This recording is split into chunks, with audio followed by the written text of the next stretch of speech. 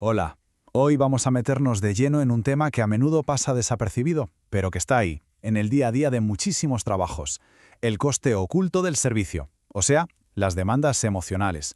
Para entenderlo bien, vamos a apoyarnos en un documento de Proyectando Líderes y a desgranar qué son, cómo nos afectan y, sobre todo, de quién es la responsabilidad de gestionarlas. Venga, empezamos.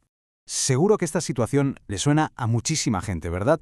Esa sensación, esa tensión interna entre lo que de verdad se siente y lo que el trabajo exige mostrar. Pues ese es exactamente el punto de partida de nuestro análisis.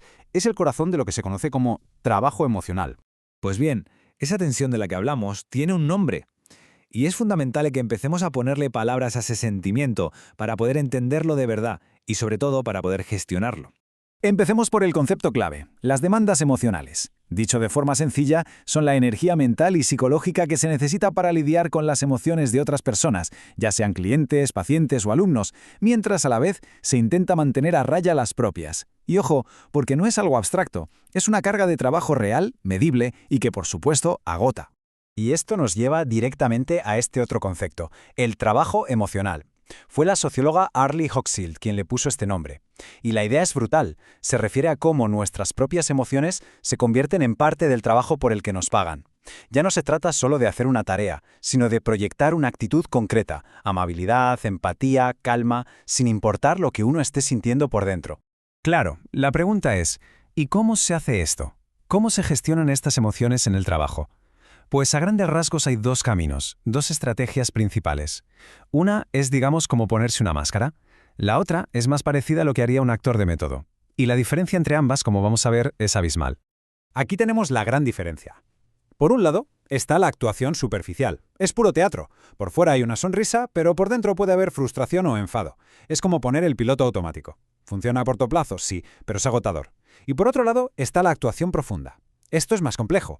Es intentar cambiar de verdad lo que se siente por dentro para que encaje con lo que se tiene que mostrar por fuera. Por ejemplo, tratando de empatizar de verdad con un cliente difícil. Requiere más esfuerzo al principio, pero a la larga es menos dañino psicológicamente.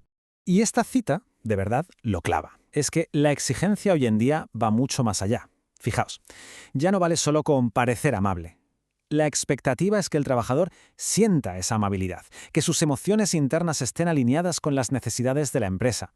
Es una expectativa enorme.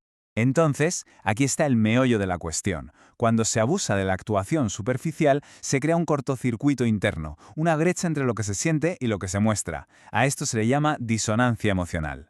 Y este conflicto constante es una de las mayores fuentes de estrés laboral que existen, porque vivir en esa contradicción consume una cantidad de energía psicológica brutal. Y claro, toda esta disonancia, todo este esfuerzo, al final, pasa factura. Una factura muy alta, tanto para la persona como para la propia organización. Vamos a ver qué ocurre cuando ese depósito de energía emocional se vacía por completo. Para que nos hagamos una idea de la magnitud del problema, mirad este dato de la OMS. El estrés laboral, muy ligado a todo esto que estamos hablando, provoca la pérdida de, atención, 12.000 millones de jornadas de trabajo cada año en todo el mundo. La cifra es tan grande que cuesta hasta imaginarla. El impacto económico es simplemente devastador. Pero ojo, porque esta carga no se reparte por igual. Los datos nos muestran una brecha de género muy clara.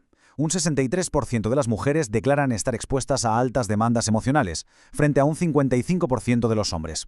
Esto se explica, en gran parte, por la mayor presencia femenina en profesiones de cuidados, de sanidad, de educación o de atención al público, que son precisamente las más exigentes en este sentido. Y el desgaste extremo, el famoso burnout, no aparece de repente. Es más bien una tormenta perfecta que se alimenta de varios ingredientes. La disonancia emocional continua es la base. Si a eso le sumas interacciones muy intensas y muy largas, una sobrecarga de tareas y, sobre todo, la sensación de no tener control sobre tu propio trabajo y no recibir apoyo por parte de la organización, pues tienes la receta completa para el desastre. Porque el burnout es un proceso como bajar una escalera. Primero, notas que te cuesta hacer las tareas de siempre, que no llegas.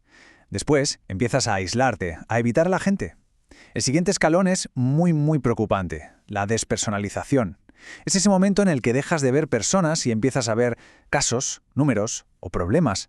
Y el último paso es una sensación terrible de que ya no sirves para nada, de ineficacia profesional total. Vale, llegados a este punto, es importantísimo que hagamos un cambio de chip, que cambiemos la perspectiva, porque todo esto de lo que hablamos no es un fracaso individual, es un riesgo laboral, y como tal, tiene que ser gestionado por la organización. Y quiero que esto quede clarísimo. Sentirse superado por estas demandas no significa que una persona sea débil o poco resiliente.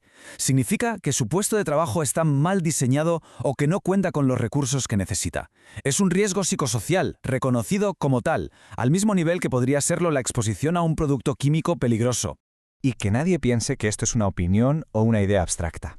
Existen estándares internacionales, como la norma ISO 45003, que están diseñados precisamente para esto, para darle a las empresas una hoja de ruta clara sobre cómo gestionar estos riesgos. El objetivo final es crear entornos de trabajo psicológicamente seguros, lugares donde mostrarse vulnerable no sea un peligro. Y con esto llegamos a la conclusión, a la idea clave de todo este análisis. La gestión del trabajo emocional no puede, ni debe, recaer únicamente sobre los hombros del empleado. Es, por encima de todo, una responsabilidad de la organización. Su deber es diseñar trabajos que sean sostenibles y crear una cultura que proteja la salud mental de su gente. Así que la gran pregunta que queda en el aire es, ¿están las empresas dispuestas a asumir el verdadero coste que implica dar un servicio excelente, invirtiendo de verdad en el bienestar de sus equipos?